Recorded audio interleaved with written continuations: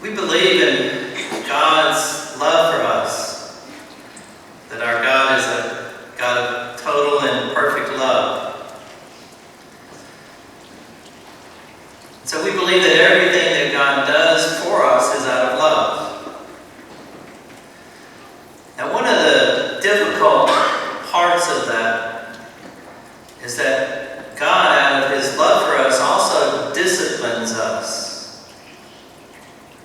It's one of those teachings that's very difficult for us to truly understand. And it's also one of those teachings that we maybe wish wasn't really part of who God is for us. Certainly, that's often the way that I look at it. And we kind of like to have a God who is so merciful and forgiving that He overlooks all of our faults. He just says, oh, everything's okay. This teaching is on display in our second reading that we heard proclaimed and in the gospel that we heard proclaimed. You know, in the gospel, Jesus says, strive to enter by the narrow gate. He says, but the problem is some are not going to be strong enough to enter. Interesting the way he phrases that. Not strong enough. You know, this is we're about to enter the football season. You know, everybody in this one of those most important times of the year for us in the South. We're all looking forward to football season starting up.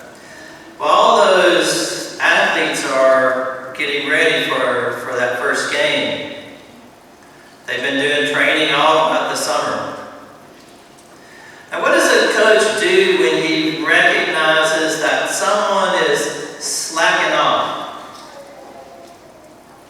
Someone is not living up to their potential. If he's a good coach, then he's going to focus on that player and he's going to give him some extra things to do. You could say he's going to discipline him. If he sees he's not being disciplined about living up to his potential, then he's going to discipline him. He's going to give him extra stuff that's going to test him and try him and stretch him. It's going to push him.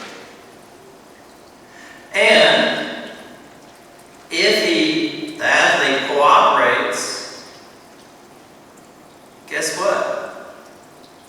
He's going to excel. Now, what happens if that athlete begins to moan and groan and whine and not cooperate? Well, he might be removed from the team.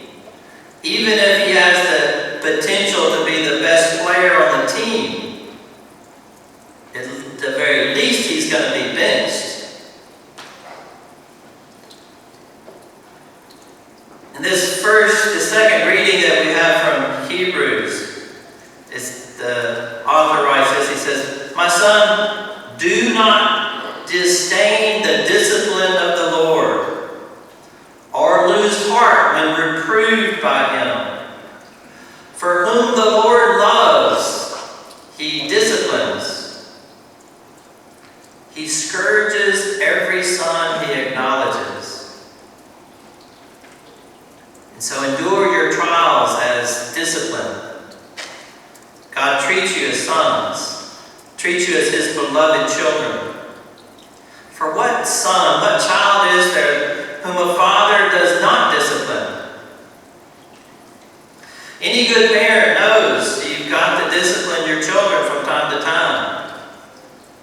If they never have any discipline, then what happens? Well, they do whatever they want to do.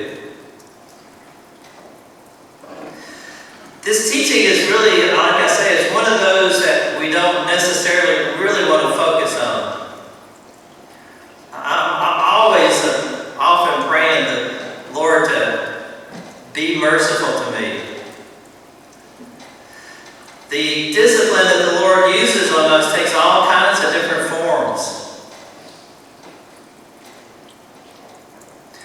It's one of those things that helps us, I think, to understand the way of the cross.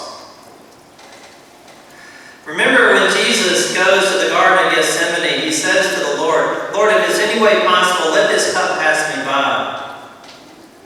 None of us go gleefully to the cross that the Lord calls us to carry.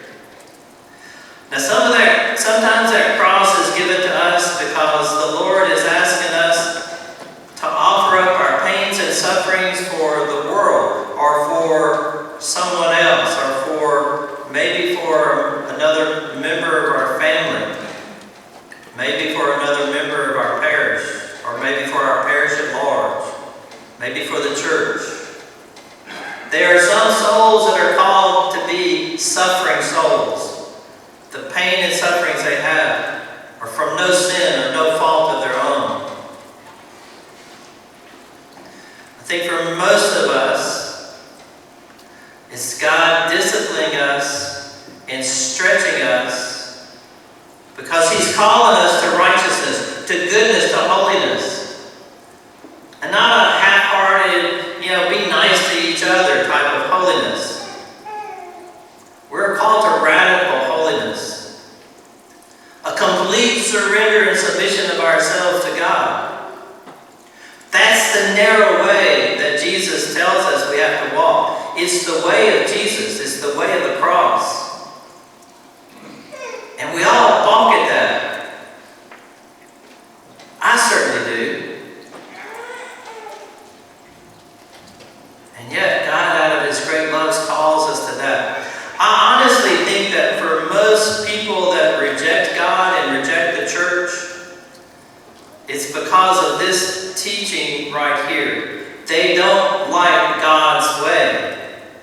They don't agree with the way of the cross. They're looking for a nice, fluffy, easy God that says everyone's okay. You do what you want to do and I'm going to just overlook it. You reject what the church says, it's okay, don't worry about it. I love you. It's a big, fluffy God that they think that we should have. And so they reject this God that disciplines us, that calls us to the cross, that calls us to live for others, not for ourselves. That's a hard cross for all of us. See, there's a little good in the worst of us, and there's a little bad in the best of us. We all need this divine training school. This letter to the Hebrews says, "At the time all discipline seems a cause not for joy but for pain. Yet later it brings the peaceful fruit of righteousness." Righteousness means holiness. To be right with God, to be right with our brothers and sisters, to be right within ourselves.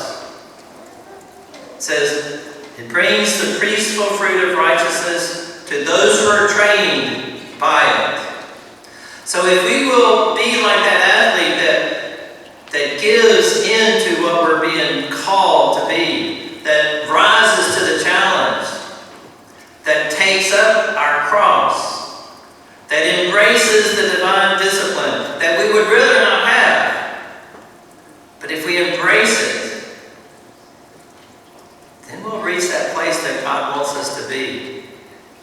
We will